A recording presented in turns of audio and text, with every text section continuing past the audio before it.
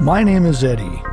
Join me as I explore the sights, sounds, flavors, and other attractions of my chosen travel destinations.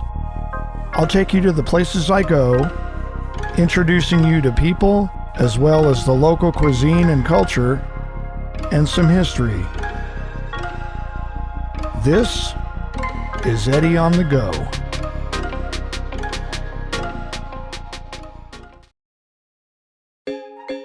I'll admit it, before going on a trip anywhere, I'll map out plans. Some of them happen, and some of them don't. On our trip to Half Moon Bay, a lot of don't happened. Hope had some early work from home overtime to take care of, and my son's car needed a battery swap. Dogs had to be fed, and plants needed to be watered to protect them from the heat. We stopped at the car wash, and while Hope went in for coffee, I swapped batteries in my GoPro. It had flashed a message that the battery was low, yet it was plugged into the Volta charging grip. Strange, it showed 33% power. WTF. We finally hit the road at 10 a.m. I was yet again reminded why I hate driving in the Bay Area. But I did get some enjoyment driving across the San Mateo Bridge, probably because it's right above the water. I haven't been across this bridge since returning from Europe nearly 2 years ago. The weather went from sunny in the valley to cloudy in the Bay Area. Eventually, we hit the marine layer, and I had to use the windshield wipers.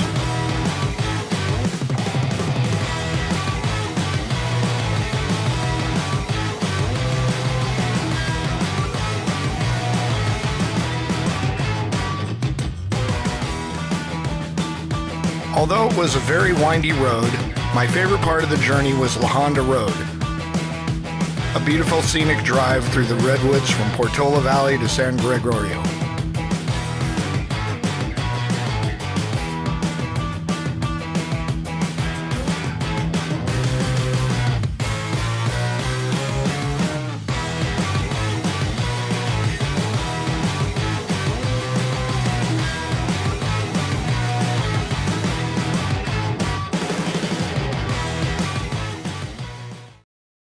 Our first intended stop was San Gregorio or Gazo Creek State Beach, but since we didn't arrive until 1:30, we had to cut some locations off the list and decided to stop first at Pescadero State Beach.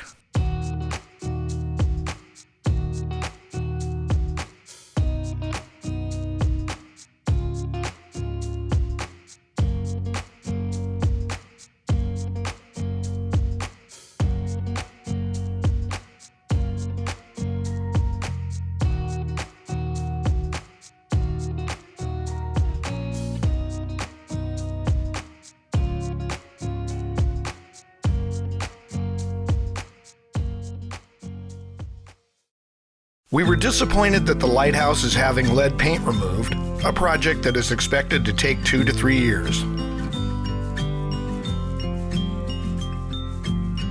This is what the Lighthouse looked like before the scaffolding and mesh covering was put up.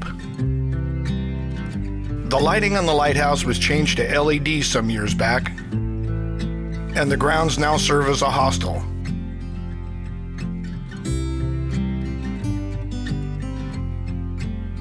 And the views here are still breathtaking.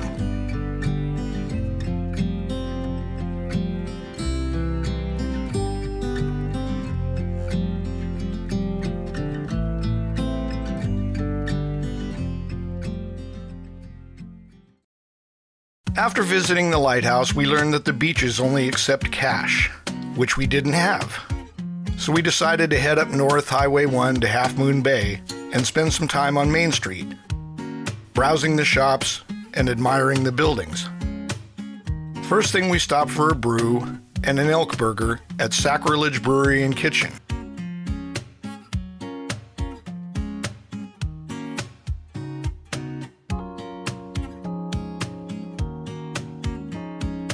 We definitely want to come back and try their venison and bison burgers.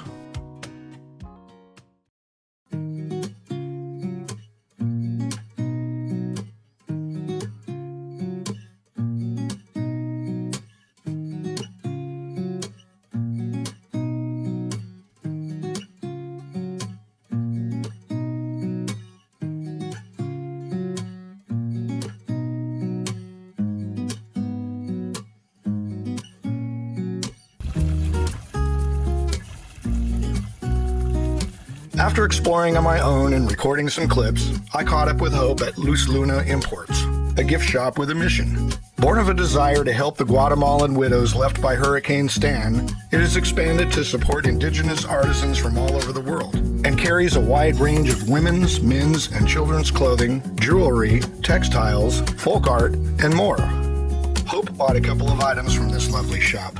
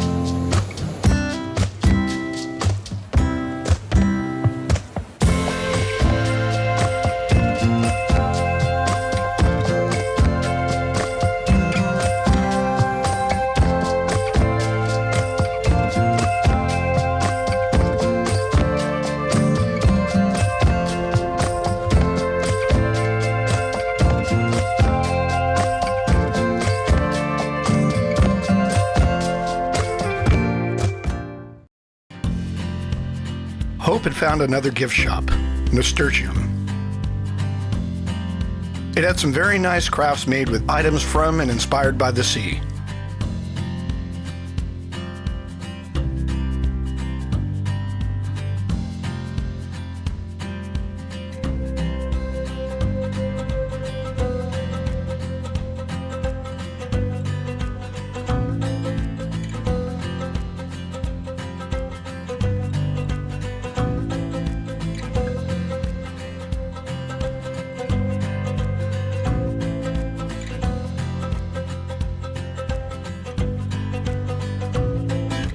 I had wanted to walk over to Johnson Pier since we saw it earlier from a distance.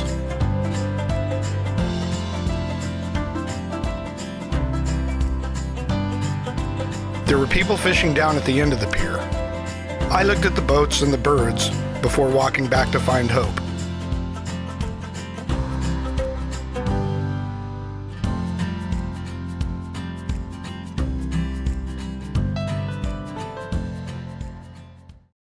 Earlier, we had parked the car in the Half Moon Bay Brewing Company parking lot, planning to have a beer before heading back home.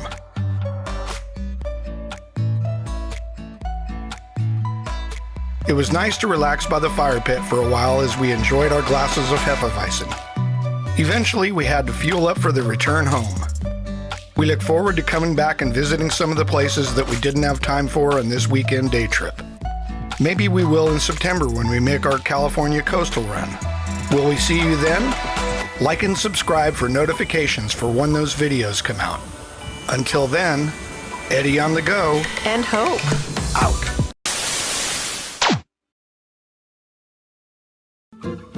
After a 2-hour drive, we arrived in the Monterey County town of Pacific Grove, and we were ready for some brunch.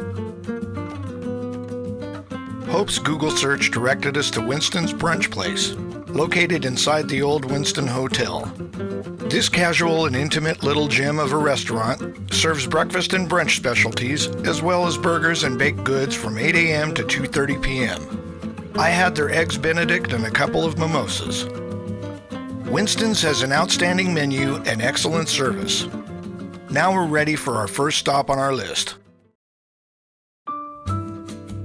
According to local legend, Lovers Point Park was originally known as Lovers of Jesus Point, back in the time when Pacific Grove was a Methodist retreat camp. Since the 19th century, the beach at Lovers Point in Pacific Grove has been a popular spot for boating and swimming, and in more recent times, surfing.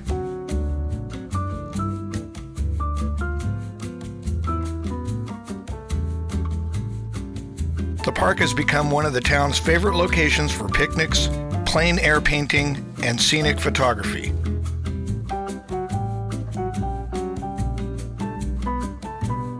And because of its east-facing location, it is also one of the only places on the West Coast for watching the sunrise over the water. There are so many activities enjoyed here. There are just too many to mention. Not to mention the fact that you may make lots of squirrel friends here like Hope did. Lovers Point State Marine Reserve is one of 4 protected marine areas near the cities of Monterey and Pacific Grove. Together, the 4 encompass just under 3 square miles, and the State Marine Reserve protects all marine life within its boundaries. I wonder if that includes the squirrels and seagulls.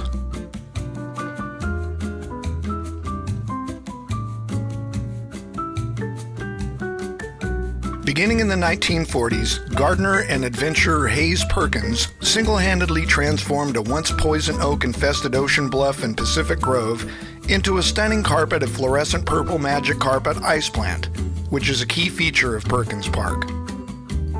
Photos of Perkins Park have appeared in Life and National Geographic magazines, as well as a giant Kodak mural in New York City's Grand Central Terminal, attracting tourists from around the world. One of the most beloved and distinctive horticultural features of the Pacific Coast during his lifetime, Perkins Park is now recognized as a unique and iconic cultural landscape to be preserved for future generations to enjoy.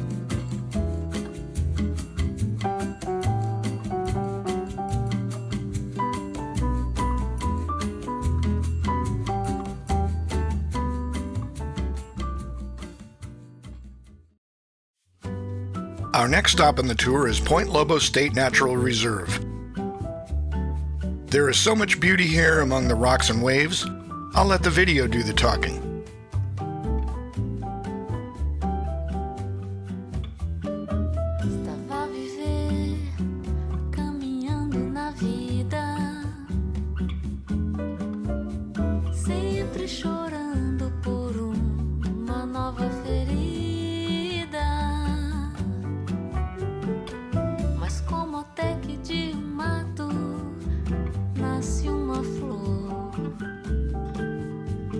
Às vezes é da dor que vem o amor. Eu que pensava que era engano. Olho seus olhos de luz e vejo anjo. Esqueci dos tropeços, esqueci das caídas. Perdidas, vou encontrar o meu lar. Foi do seu sorriso que encontrei a paz. Alguém que preciso pra não olhar mais pra trás.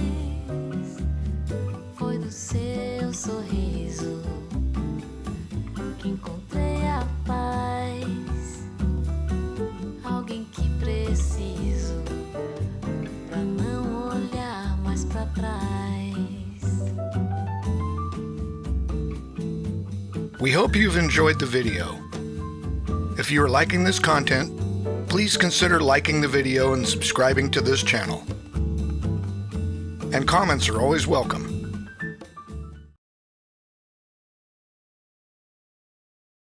Before heading out for our day's activities, we stopped at California Seltzer Company for brunch. The tap room of California's favorite hard seltzer is conveniently located across the parking lot from the Lovers Point Inn where we stayed. Hope had their blueberry pancakes. I had the garden eggs Benedict. Great food and great service.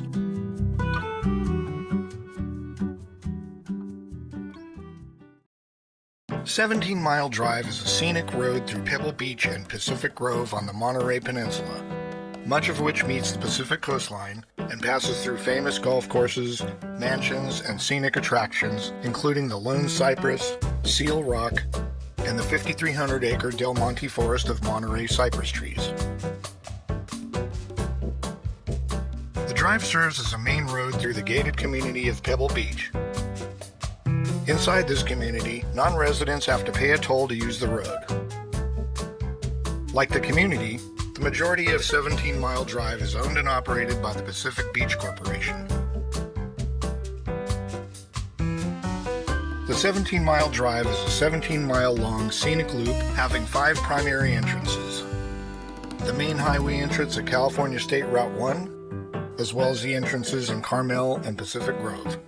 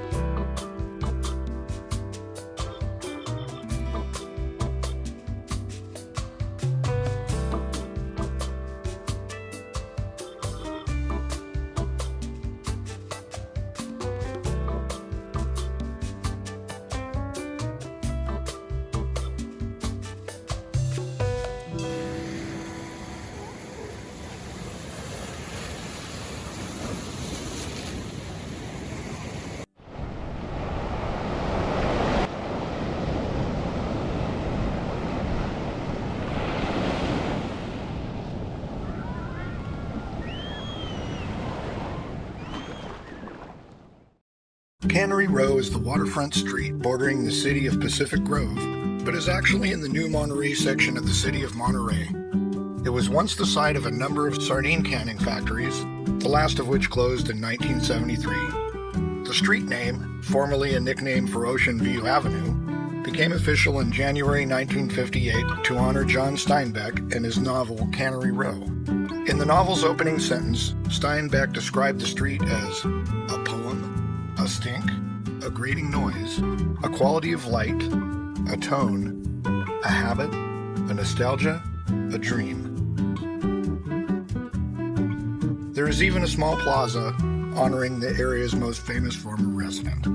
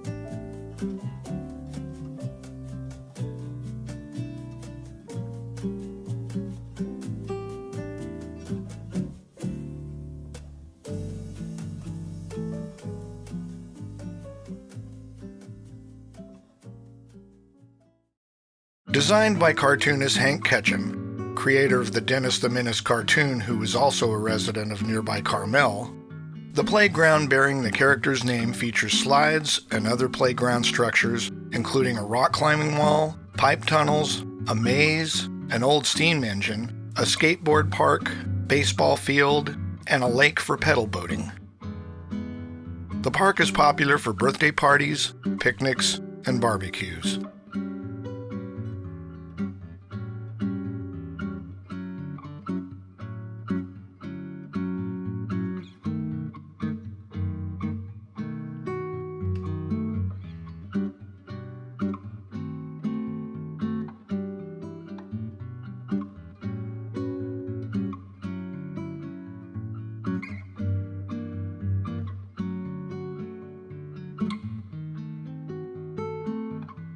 Famous people who have called Monterey home include Apple founder Steve Jobs, actress Doris Day, author John Steinbeck, photographer Ansel Adams, guitar legend Jimi Hendrix, author Jack Kerouac, and singer Joan Baez.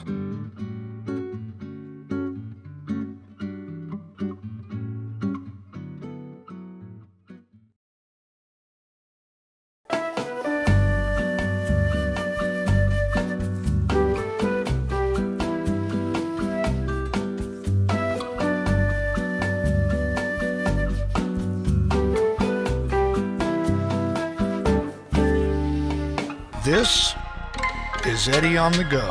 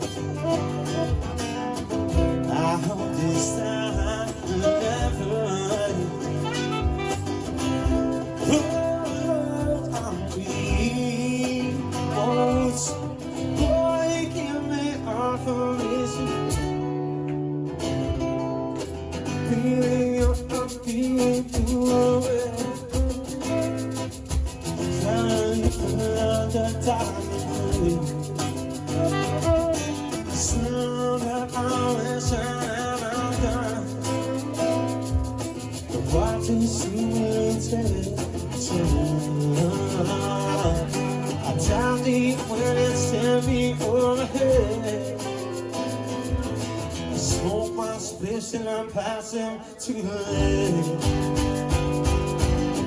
And I don't cross the path. Ain't got no time to get high. Oh, I need what's breaking me off of this world.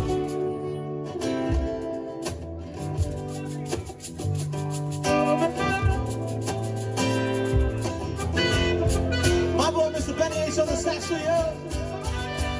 Hit him better.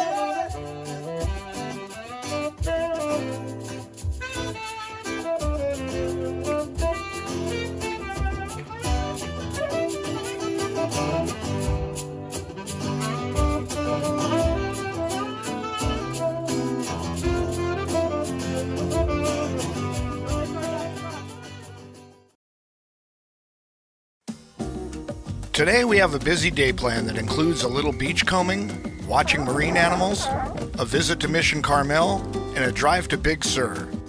But first, we return to one of our favorite places for breakfast, the Wild Plum Cafe in Monterey.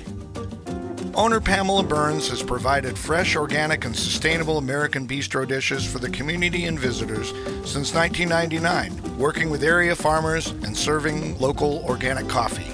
For breakfast, we like the cafe and Sicilian scrambles.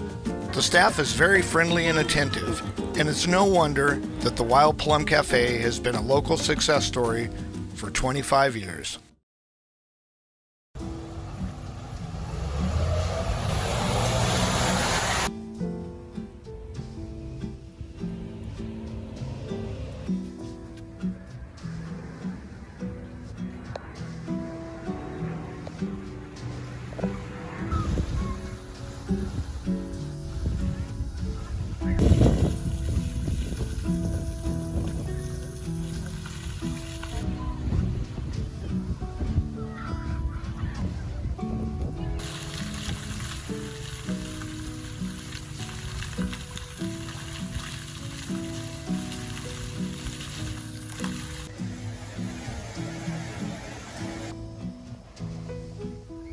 Before we headed south, we decided to do a little beach combing.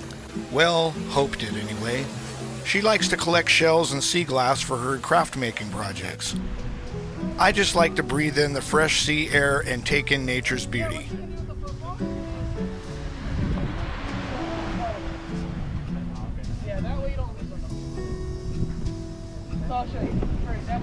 One place previously left out that I wanted to visit was the Coast Guard Pier so we could watch seals and sea lions. Hope had a lot of fun taking pictures and video clips. It was enjoyable watching these animals sun themselves and swim.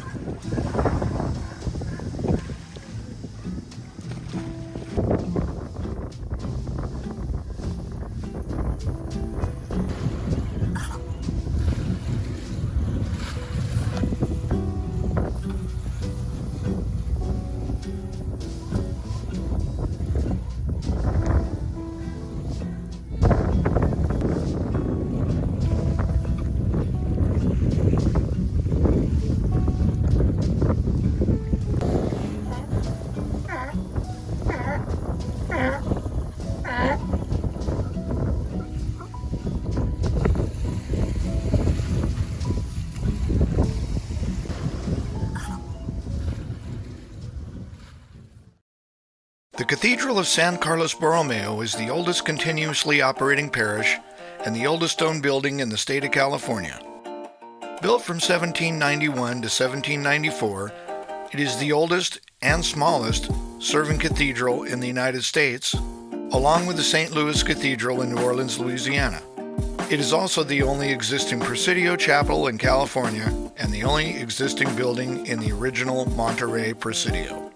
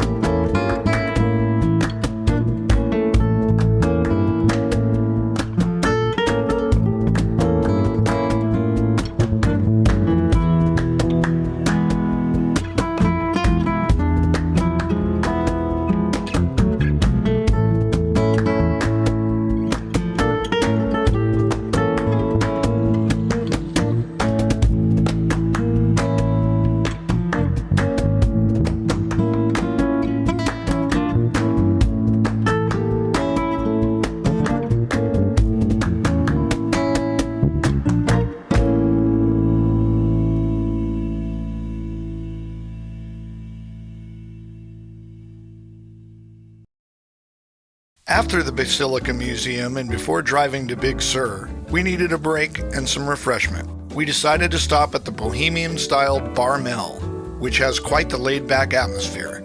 Great classic cocktails, and we enjoyed the 70s music. Barmel has an interesting background. Their website link is in the description area. Big Sur is a rugged and mountainous section of California's central coast between the Carmel Highlands and San Simeon, where the Santa Lucia Mountains rise up from the Pacific. Praised for its dramatic scenery, this world-famous national treasure has been called the longest and most scenic stretch of undeveloped coastline in the contiguous United States. We were happy to learn that the road was finally reopened after a chunk of the road fell into the ocean in March due to heavy storms. Big ups to Caltrans workers for working night and day to reopen this road 8 days ahead of schedule.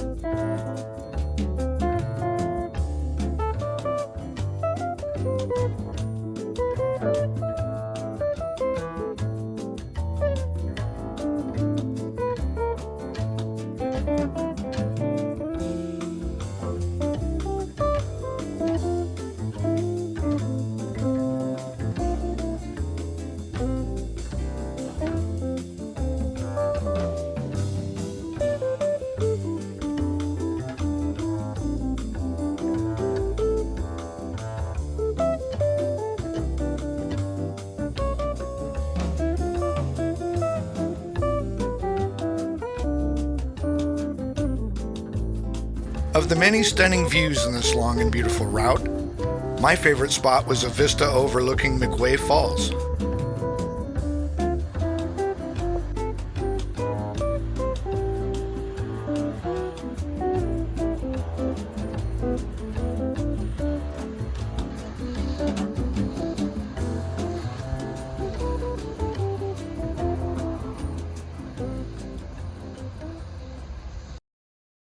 Our original plan was to tour the Point Pinos Lighthouse, but it closes at 3 p.m. on days that it is open, so we decided to end our day by watching the sunset at the rocky Asilomar State Beach, which is located in the Del Monte Forest area of Pacific Grove and within the Asilomar Marine Reserve.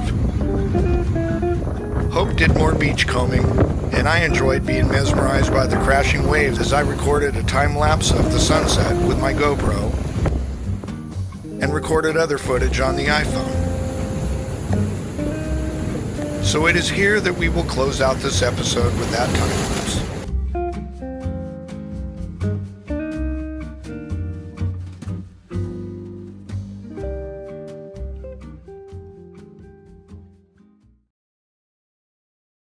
Santa Cruz intro, take 23. Our favorite local beach town is only 2 hours away from home. Have you ever been to Santa Cruz? Do you find yourself always going to the same places, like the beach and boardwalk? If so, follow us as we take you to some places known and not so well known to eat, drink, and have fun. This is Santa Cruz. In 1885, 3 Hawaiian princes brought surfing to Santa Cruz while on vacation. They used redwood surfboards made by a local lumber mill to ride the waves of Monterey Bay. Jack O'Neill invented the wetsuit in 1950, allowing surfers to enjoy the sport year-round.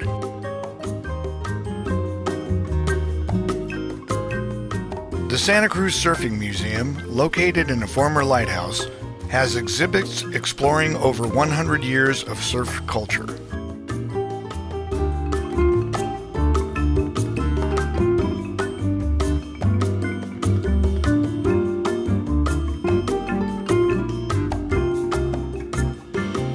The best places to surf in Santa Cruz include Cowell Beach, Capitola Beach, Steamer Lane, and Pleasure Point. I am probably the only fan of the movie Lost Boys who has not been to this bridge. It was Hope's idea to go to this spot. She had been there before. If you have ever been to Santa Cruz, chances are you've been to the beach and boardwalk.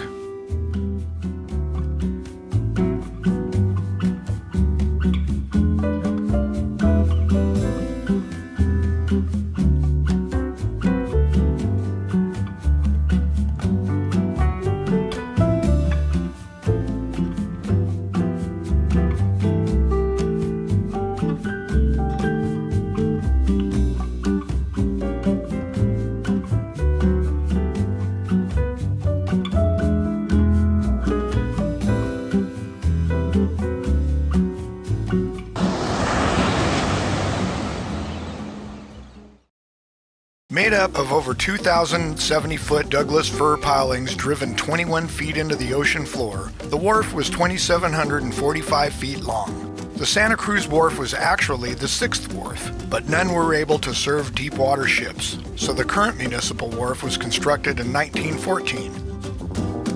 Our main reason for visiting the wharf today was because Hope has a local friend who wanted to meet up with us. Sorry, I didn't include Christy in our video. I was doing my thing with recording and letting the ladies catch up while we're having cocktails at Mackay Island Kitchen and Groggery, which features a really cool rotating tiki bar. Our mixologist on duty, Jeremiah, served up some tasty cocktails with a side of good conversation in between customers.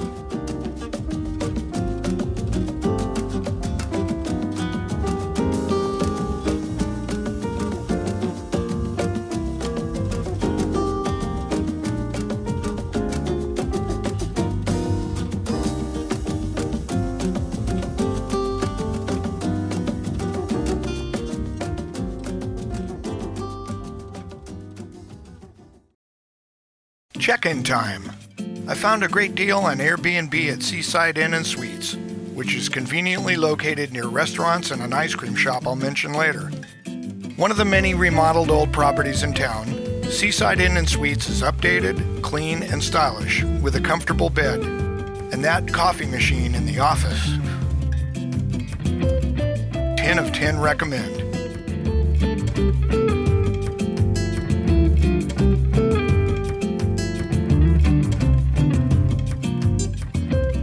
Tell an aunt Eddie on the Go sent you.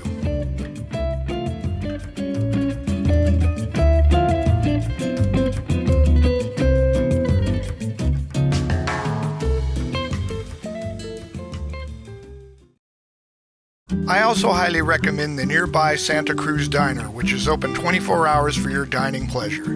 You may have seen this East Coast style diner featured on the series Diners, Drive-Ins, and Dives. It features a great variety of offerings to please your palate. Hope had their bacon cheeseburger, and I had their jambalaya Santa Cruz with mussels and shrimp. Our server told me I did a good job annihilating my plate. What can I say? It was a long day, and I was hungry.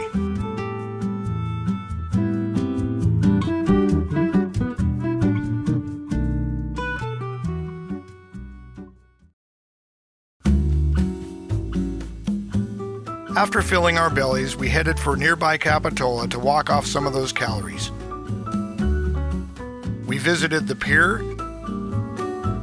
browsed the many shops and restaurants for future reference, and just overall enjoyed walking and taking in the awesomeness of this picturesque town by the sea. We even watched the surfers ride some waves.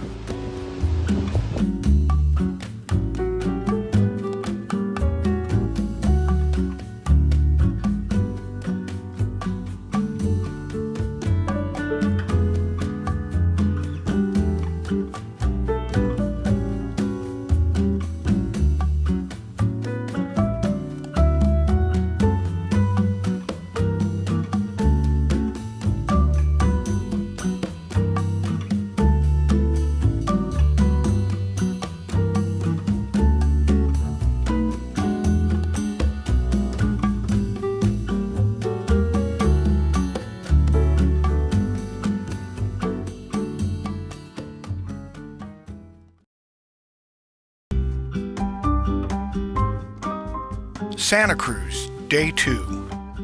And before anything else, we needed something to eat. Hope remembered seeing Firefly Coffee House the previous evening, so Firefly it would be. Firefly offers many different bagels and bagel sandwiches to choose from to go along with your coffee, or in my case, bottled water. We enjoyed our breakfast in the shade on their patio.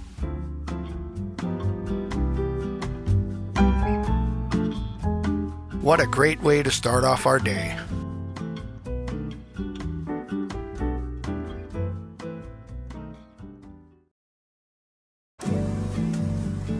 One of the places we wanted to visit was the dog-friendly 65-acre Natural Bridges State Beach and Park. As per usual with the California state beaches, there is a $10 parking fee, but we parked in the short-term lot and went exploring.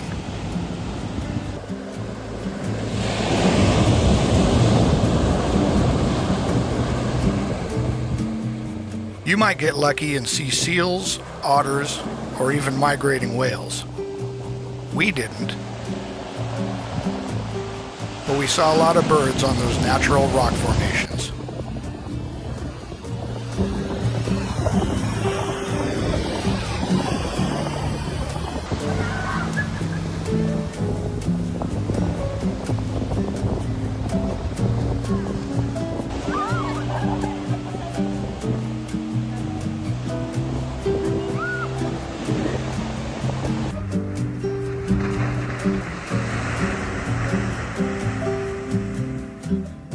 We took a detour on our way back and walked through the grove of eucalyptus trees.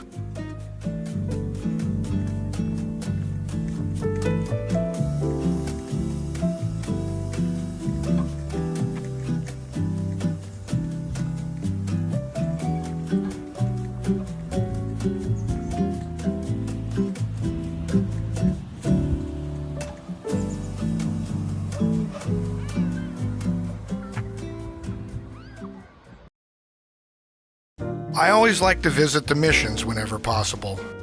Founded in 1791, the original mission Santa Cruz was located by the San Lorenzo River and was destroyed by floods in 1793. The present mission chapel is a replica built between 1822 and 1824 and is the oldest surviving structure in Santa Cruz County and is the best preserved Native American residence at any of the Alta California missions. The Santa Cruz mission was one of the smaller of the California missions, in the 4th Military District under the protection of the Presidio of San Francisco.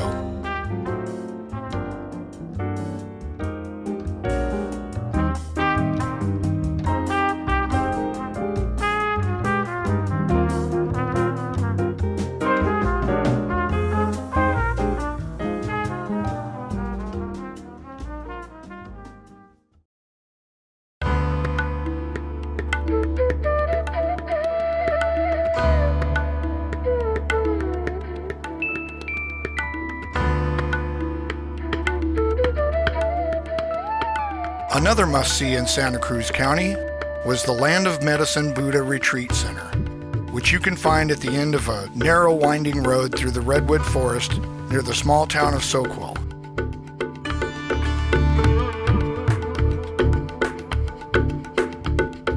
My friend Patricia had raved about this 180-acre Buddhist refuge a few years ago when she experienced it while living in Santa Cruz.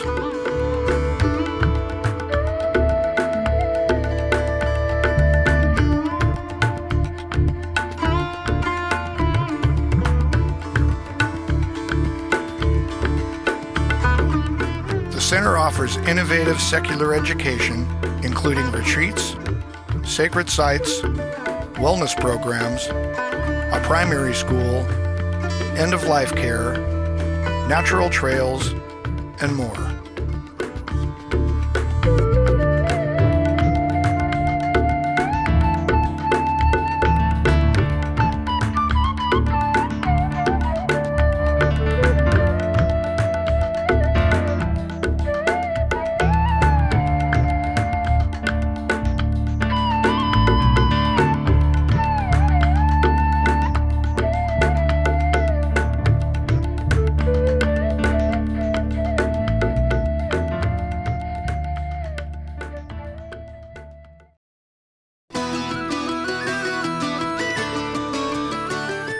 After the drive down the winding road, we were ready for a beer.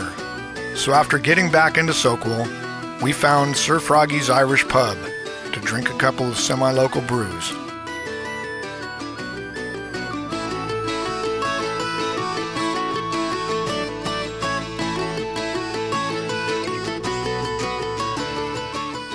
Driving through town, Hope discovered a vintage store called the Multi-Shop. So we stopped in for a visit, and she bought a vintage woven picnic basket. Sorry it's not shown here because I didn't think that I'd be talking about it in this video. But here we are. Owner Jamie was very nice and helpful. Hope wants to come back again later when we're in town.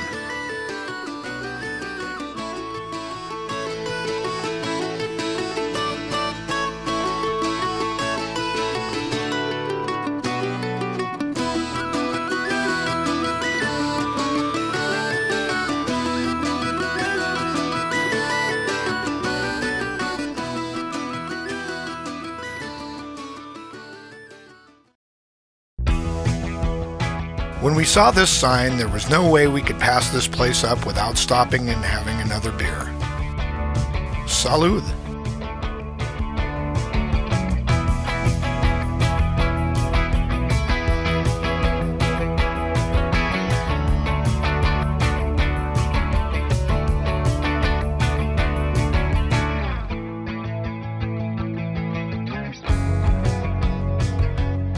After a beer, I was craving pizza.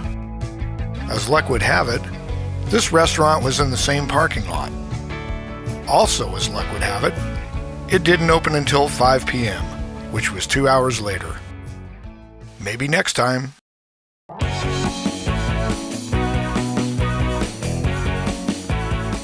By the time we got back to Santa Cruz, our cravings had changed to clam chowder, so back to the wharf we went.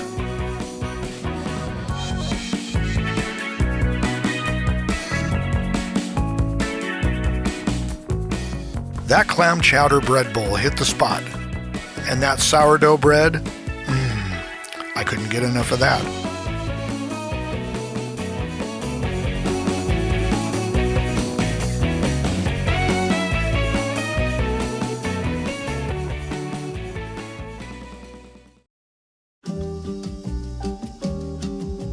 Ice cream for lunch, because why not?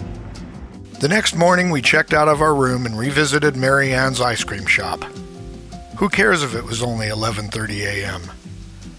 This place is that good, and we weren't going to leave town without stopping there for a cup of some of the best there is. It's no surprise to me that this company has been in business since 1947.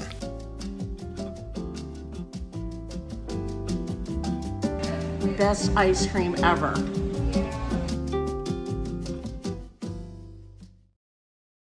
As we continue our journey south, we decided to stop in Moss Landing and see what we didn't last time. Moss Landing State Beach.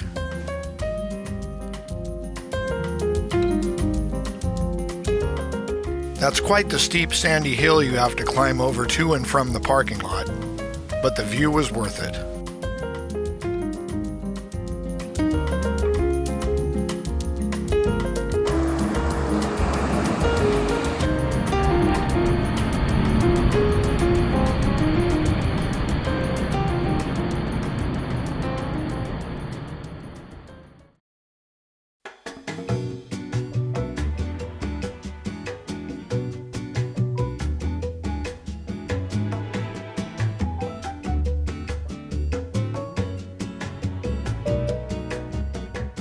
Another location we wanted to visit on our last time out was Moonstone Beach in Cambria, so we stopped there this time. Hope had been there before, and she likes beach combing for shells and stones. While she did that, I kept occupied with the waves and the driftwood huts.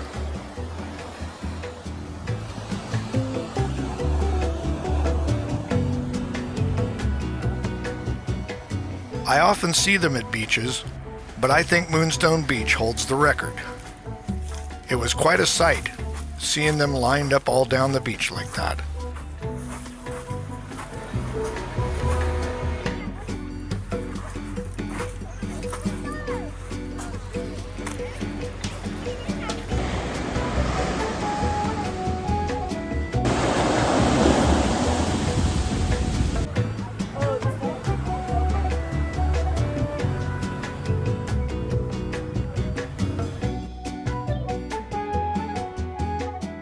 The idyllic little town of Cambria is so peaceful. Who wouldn't dream of living here?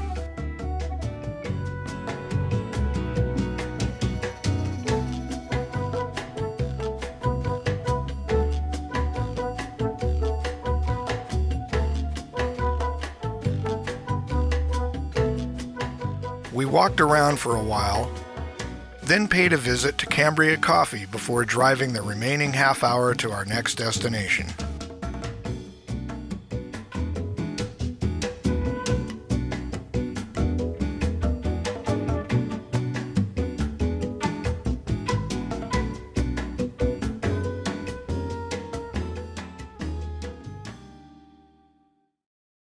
Morro Bay, one of our favorite towns on the Central Coast.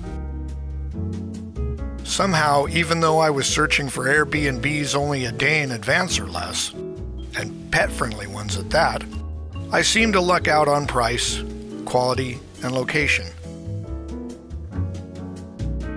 Coastal Breeze Inn is another one of those nicely remodeled old motor lodges, and you can't beat the view of Morro Rock and the stacks down the hill from there. Across the street is the Hungry Fisherman Cafe, and there are many other places to eat and drink within walking distance. The view of the sunset was incredible.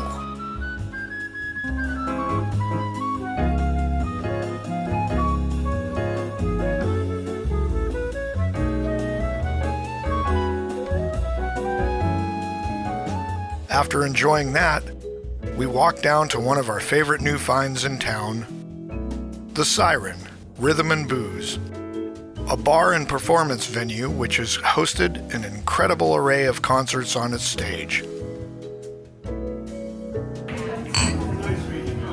We'll keep an eye on their website and come back for some of that.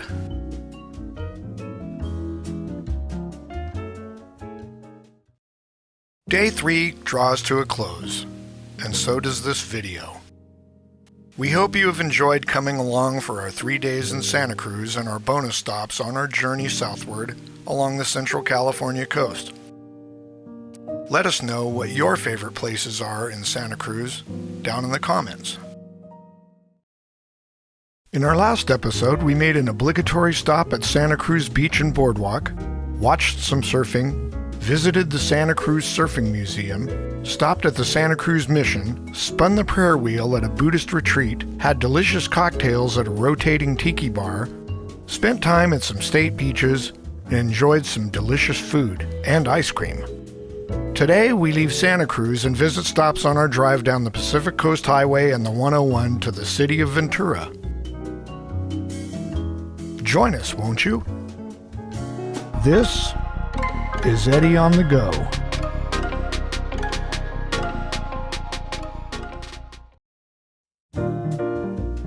It's checkout time in Morro Bay.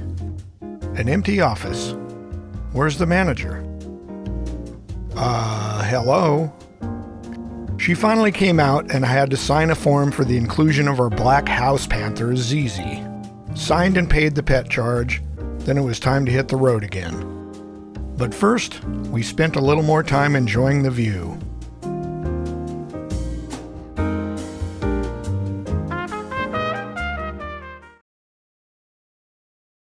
Next up was a stop in San Luis Obispo.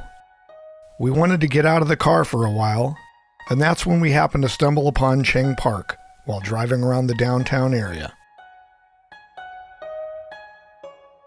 This Chinese garden was donated to the city in 2006 and was the vision of retired Cal Poly professor Alice Lowe and her husband Larry, who transformed this once 11,000 square foot empty lot into a meditative garden with pavilion, pond, lions, and the original tankhead fish public art. Highlights of the park include a wooden pavilion called a ting, and a granite gateway called Paifang, which Lo and her husband acquired during personal travels to Hangzhou, China.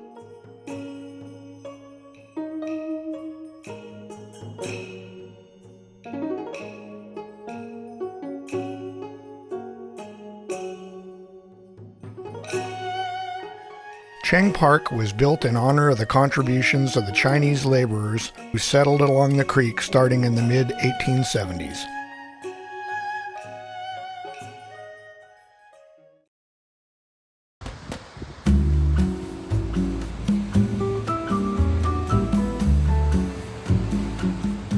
Our next stop was in Shell Beach on the way to the town of Pismo Beach.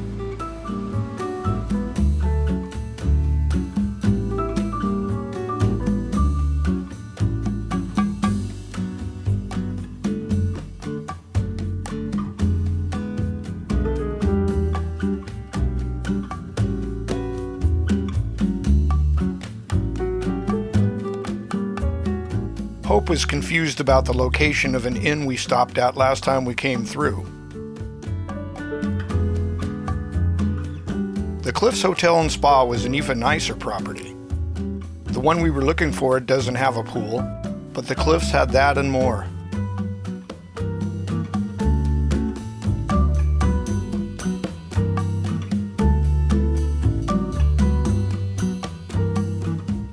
At one point I noticed the scenic outlook of the Shore Cliff Hotel from a distance, so it was obvious we had passed it by 2 properties.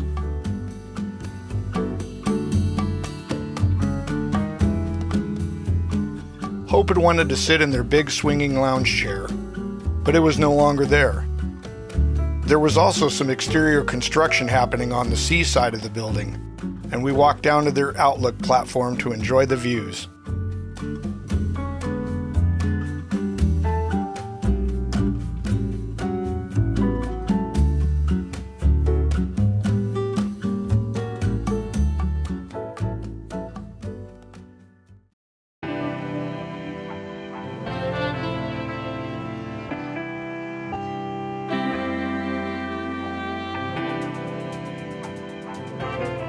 Our next plan was to stop at Scorpion Bay Coffee, but they were closed.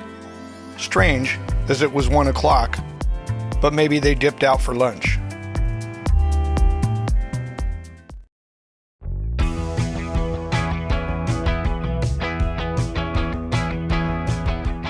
"22 miles west of Santa Barbara is Refugio State Beach, a picturesque state park with a sort of a tropical vibe, except it has 66 campsites, 3 grouped campsites, a basketball court, a swing set for the kids, a campfire center, and a large grassy area with barbecue grills.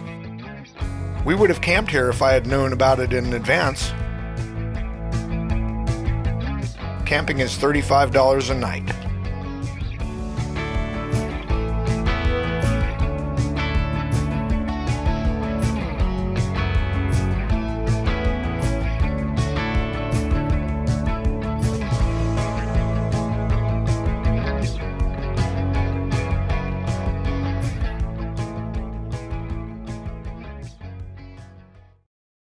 Due to the lack of available pet-friendly lodging in Santa Barbara, I booked an Airbnb in Ventura. I had wanted to spend the night in or around Santa Barbara because I wanted to visit the Mission and see the changes to State Street. I've read that it is only open to foot and bicycle traffic now. I've read comments that you have to park 3 blocks away and walk there. We'll visit Santa Barbara on our next trip down when we go to San Diego. Rosie and Charlie were great Airbnb hosts. Rosie is a nurse. Charlie is Peruvian. He communicated with us before we arrived and checked in with us to make sure everything was okay. Now that we're settled in, let's go get something to eat.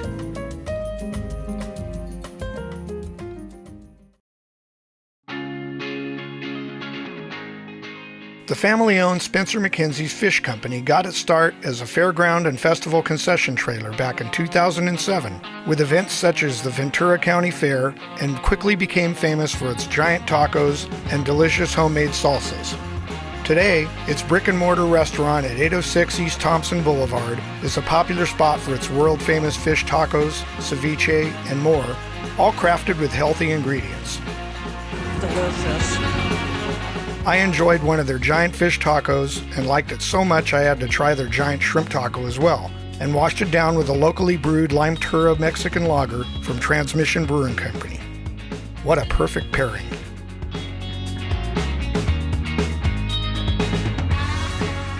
Hope wanted to take me here, and I definitely want to come back the next time we pass through.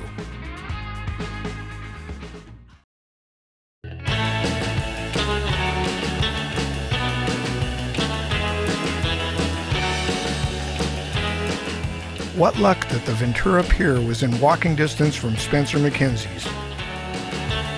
But Hope remembered that. So we trekked on over there to get some exercise and got another beer to go at Eric Erickson's Fish Company. And we walked the length of the pier and saw a beautiful sunset before heading back to the Airbnb.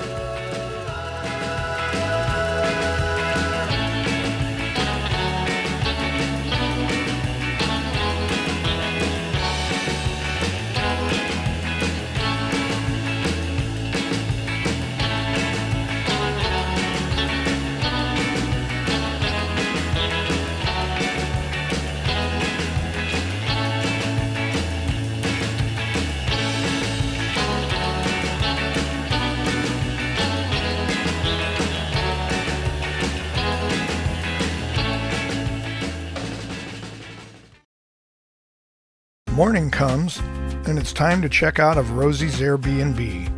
We had a nice goodbye chat with Rosie and Charlie, then we headed off to downtown Ventura to see the sights.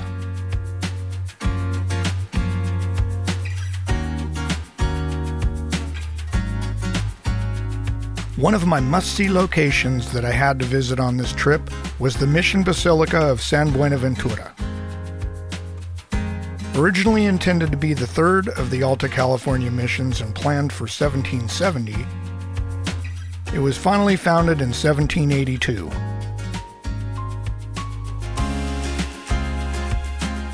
This California historical landmark was the 9th Spanish mission to be established and the last to be established by the head of the Franciscan missions in California, Junipero Serra.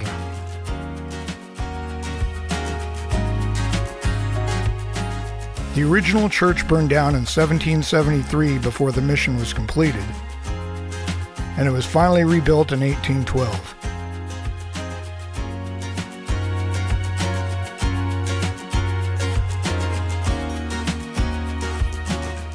All that remains of the original mission is the church and its beautiful garden area.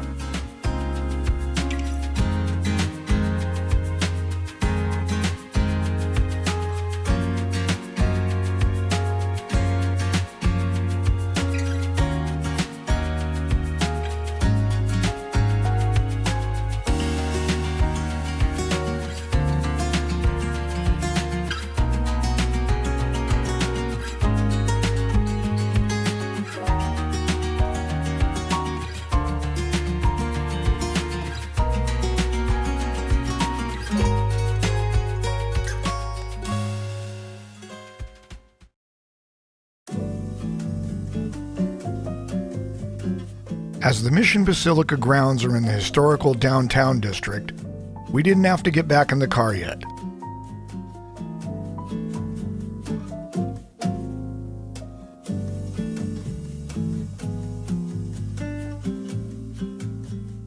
After touring the Mission Basilica, we got to browse the shops of the downtown area, including Figueroa Plaza and Mission Park, which is also known as Plaza Park.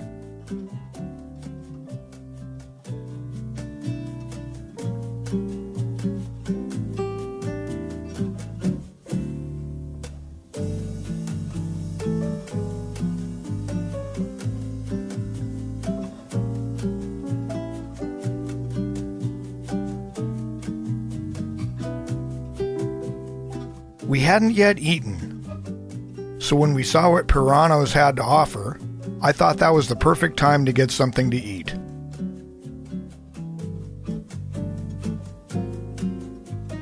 I thought I wrote her name down somewhere to give her a shout out, but I couldn't find it.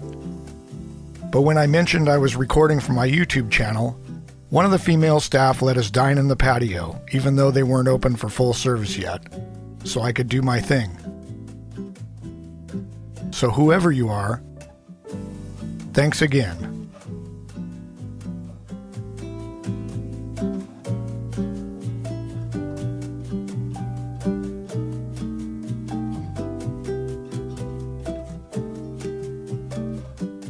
What a great view to go with our meal.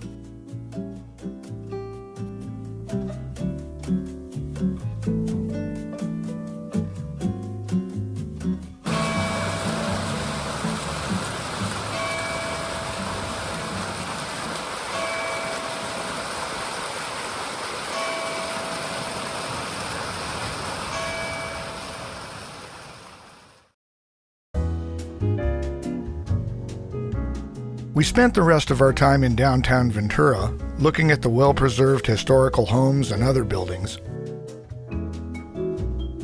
most of which are now serving as business offices.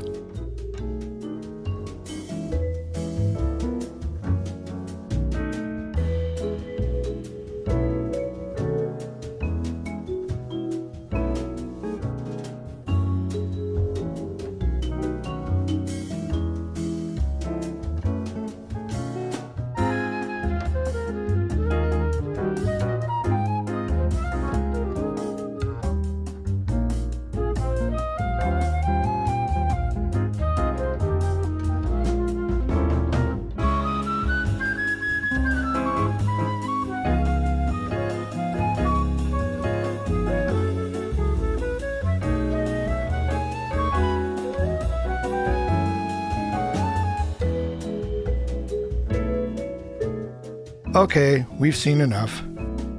It's time to head down to our next stop, Hollywood Beach in Oxnard.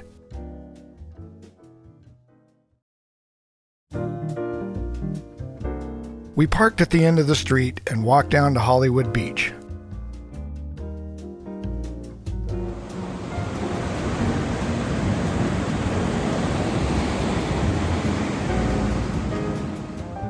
We tried walking ZZ by leash, but I think she was scared, so we ended up having to carry her most of the time.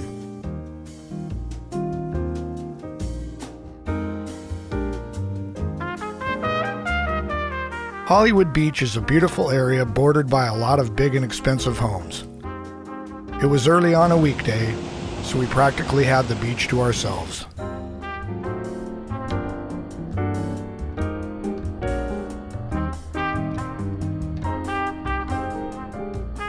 There was an old family friend who lives in Oxnard who we were going to meet up with, but she had a last-minute investigation to deal with, so that didn't happen.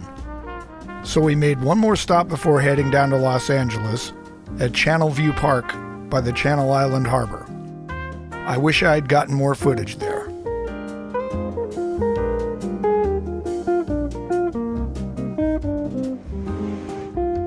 Now, on to our Airbnb in the Mid-Wilshire area of Los Angeles.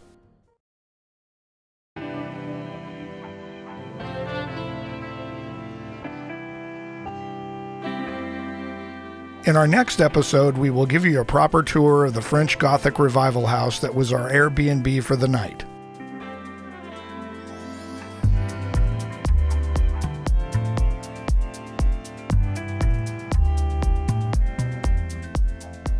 Thanks for joining us for this episode of our Pacific Coast Highway road trip. Stay tuned. We have more to show you next time. Until then, Eddie on the go, and Hope, and ZZ, out. In this video, I'll show you one of the coolest Airbnbs I've ever stayed in, the best carnitas tacos I've ever eaten at the Mexican restaurant where actress Sharon Tate had her last meal, drank a Jack and Coke at a legendary bar on the Sunset Strip, take a winding drive through the Hollywood Hills, and more. Let's get into it. What has nearly 4 million people, 7 area codes, and an economy greater than Saudi Arabia, Switzerland, and Sweden? Unless you've had your eyes closed, you may have guessed Los Angeles, the second largest city in the United States of America.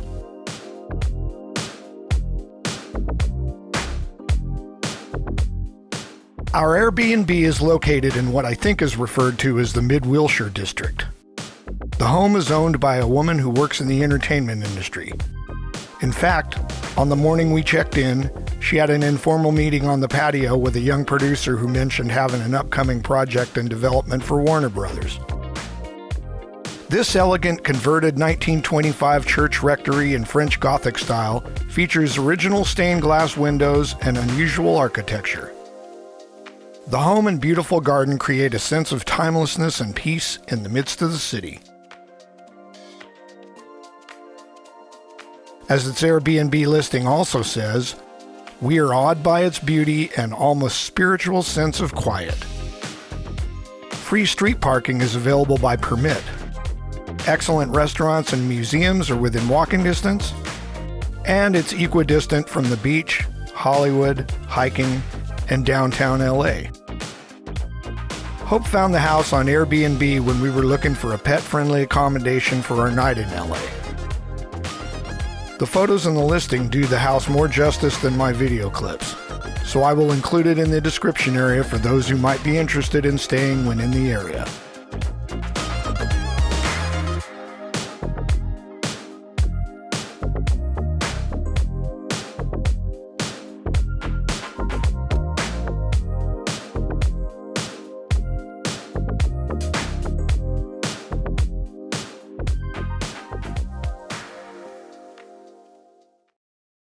We knew what we wanted for dinner, and that was tacos. El Coyote Cafe opened in 1931 and was originally located on 1st and La Brea. 20 years later, in 1951, it moved to the current location of 7312 Beverly Boulevard. Once a tiny cafe, it now has 8 rooms and a patio, serving an average of 1,000 meals a day, with a seating capacity of 375. Their margaritas were voted the city's best by the LA Times and Los Angeles Magazine. They were the best carnitas tacos I have ever tasted. The meat was so moist and delicious, and their salsas were also amazing. I definitely want to come back another time and try those margaritas. Que rico.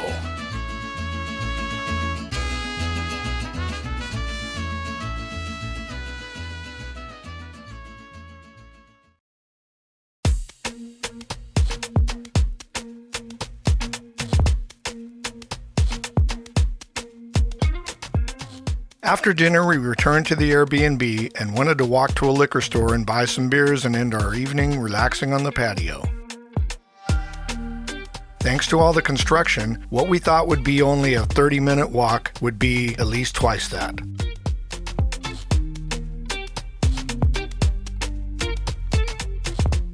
We finally found a Bevmo and returned home with our beers and finished our evening on the patio.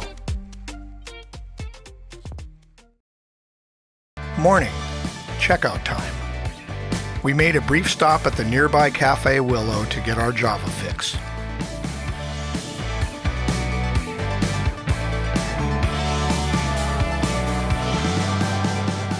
While we were still in LA, we wanted to visit the legendary Rainbow Bar and Grill in Hollywood.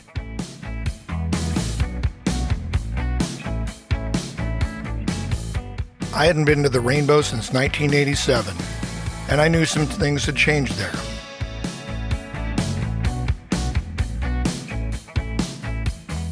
Most notably, the patio, which was rechristened Lemmy's Lounge, a tribute to the late Lemmy Kilmister of the metal band Motorhead, who was a Rainbow regular. You know, it's been since 1987 since I've last been here at the Rainbow, and a lot has changed, including this.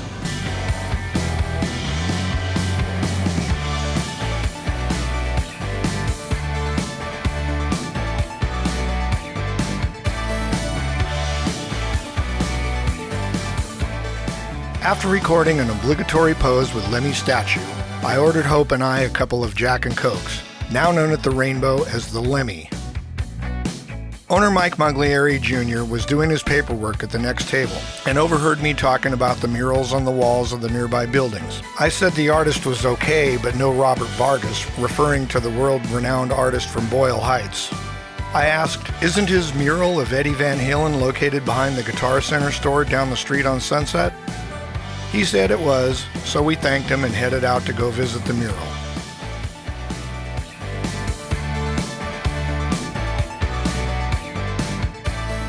It was very cool to see it in person.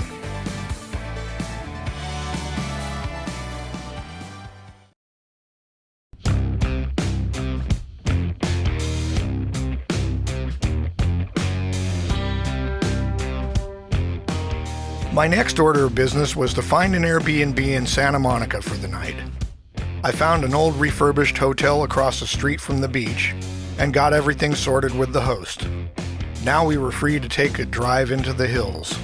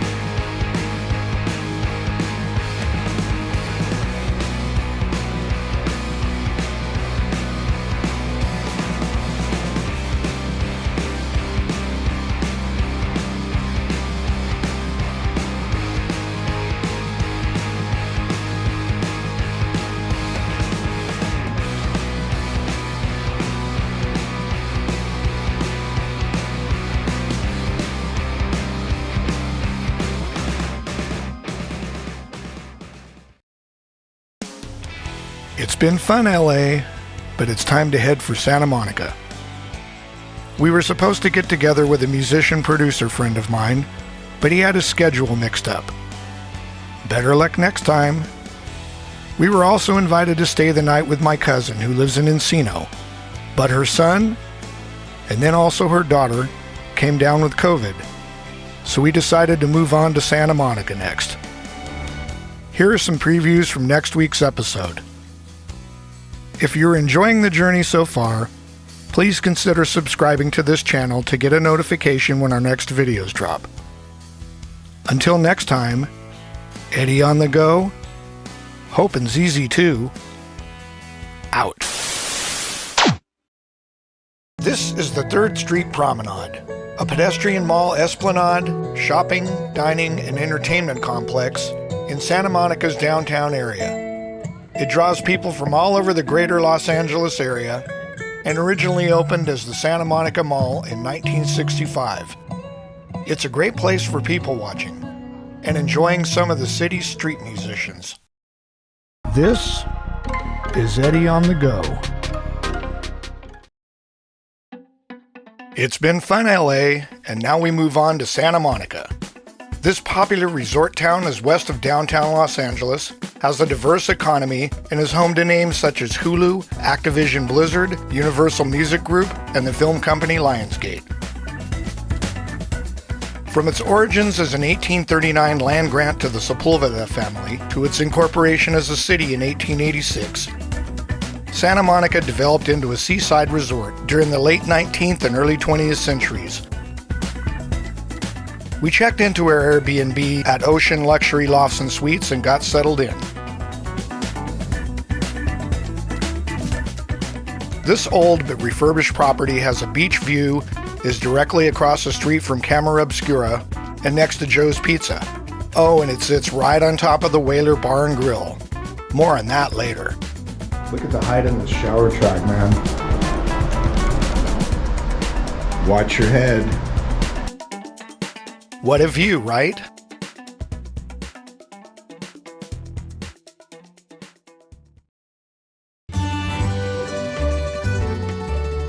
I don't think we had anything to eat yet, so we were definitely in the mood for some Joe's Italian-style thin crust pizza. As I said before, Joe's is right next door to the Airbnb. We had a slice and a Mexican Coke. Good stuff. We'll definitely be back for more of this.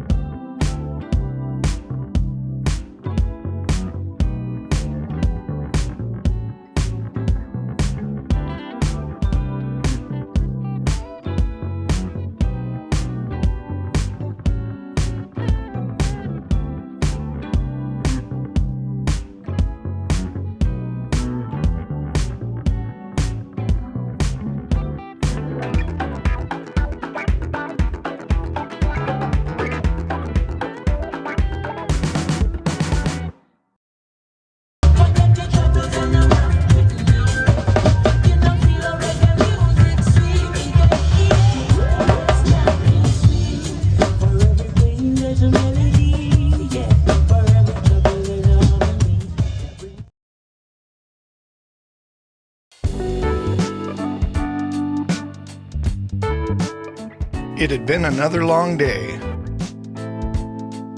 so we walked back to our Airbnb. We were also a bit hungry, so after letting Hope into our suite, I walked down to Joe's Pizza and picked up some more of that New York-style pizza goodness. We watched some TV for a while, and after the thumping from below at the Whaler Bar and Grill ended, we were able to get some sleep. Wakey, wakey, eggs and bakey. I got up early to start packing and saw these classic cars out the window. So I went down to see what it was all about. Turns out the 4th annual Westside Unity Classic Car Show was going on down at the pier, and this was the backed up traffic leading to the pier. First I went over to Camera Obscura to check that out, but as it turned out, they have been closed since the beginning of COVID. Hope they will eventually reopen.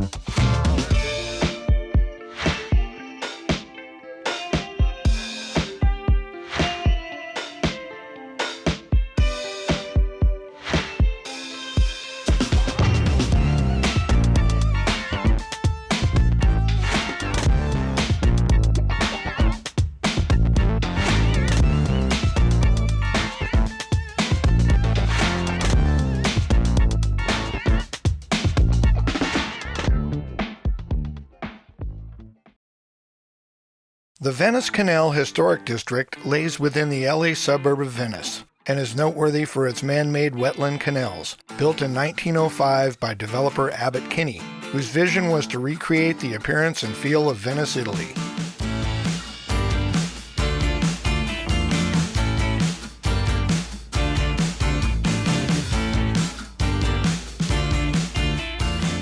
Can you imagine this area back in its early days with all the lights and gondoliers? There is so much more history about this area than I can fit here. So if you are interested, hit up Wikipedia.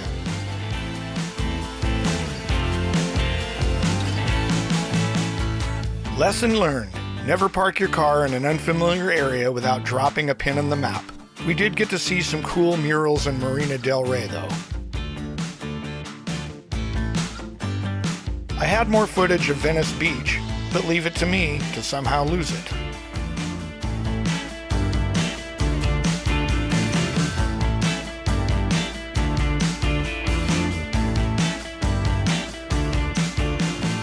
Now, on to Redondo Beach. But first, lunch and donuts. I had never seen so many Teslas in one place until we passed through Newport Beach. At one point, we were totally surrounded by as many as 20 or more. I think it must have been a car club on its way to a meetup or a show. They were led by one of the nicer looking Cybertrucks that I've ever seen. This red wrapped one. I like that a lot better than the stock stainless look. I vaguely remember that the then 60-year-old Redondo Pier collapsed in 1988 when this famous South Bay landmark was destroyed by 20-foot waves that were caused by a strong Arctic storm that year that took years to recover from. In 1995, a modern concrete reinforced structure was finished. The Redondo Pier was used as a backdrop for some popular television series, including The O.C., which ran on the CW network from 2003 to 2007. Also filmed in various parts of Redondo Beach were the series Beverly Hills 90210 on Fox, CSI Miami, and also the series Riptide. We definitely want to spend more time in Redondo on our next trip to Southern California.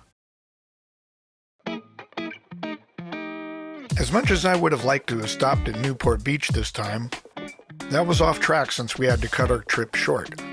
So we'll visit that city on our next trip on the way to San Diego. Same thing with Huntington Beach. It would have been nice to stop there this time, but the beach parking lots were full since it was well into the day on a weekend. Huntington Beach is known for its surf beaches, which is no surprise after seeing the waves from the highway.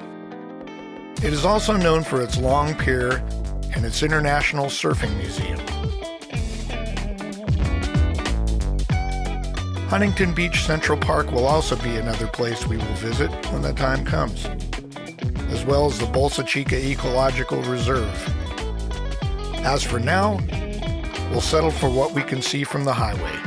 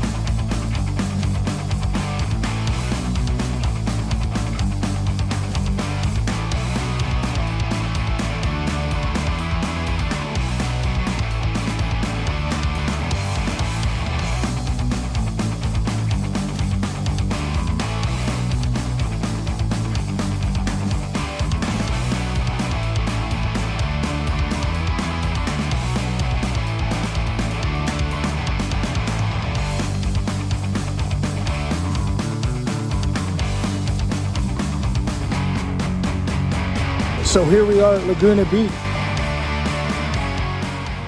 One of the attractions here at Laguna's Victoria Beach is Pirate Tower, an abandoned landmark built in 1926 by California State Senator William Edward Brown that was originally used as a staircase to the beach.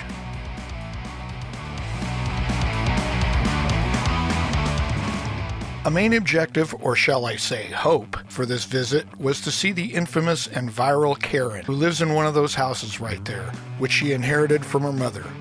She mistakenly insisted that the section of beach behind her house was private and tried roping it off.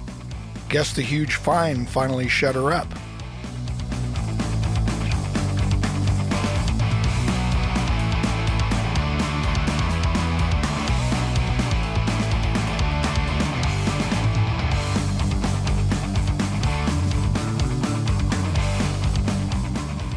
Such a beautiful area, and we'll have to explore more next time we come down. And now, on to our final destination in Dana Point. Welcome to one of the most expensive cities in the United States of America. The median home price in Dana Point is $2 million, with a median price per square foot of $1,041. According to the Cost of Living Index for housing estimates, the cost of living in Dana Point is a whopping 252.7% of the national average.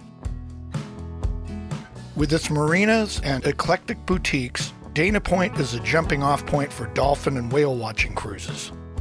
And it offers a laid-back lifestyle that is perfect for retirees, if you've got the cheddar.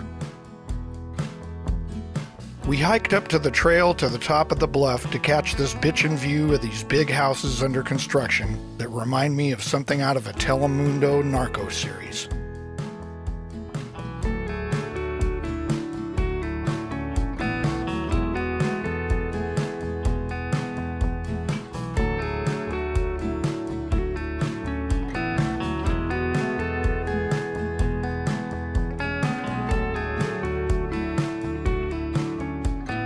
That's all we have for you on this run. We had a semi-emergency come up, so we had to cut it short.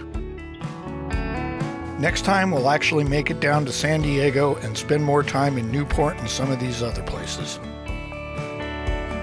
If you get value from these videos, feel free to subscribe to my channel and hit the notification bell, and YouTube will remind you when the next video comes out. I always like to hear from you in the comments as well. Until then, Eddie on the go, and Hope out.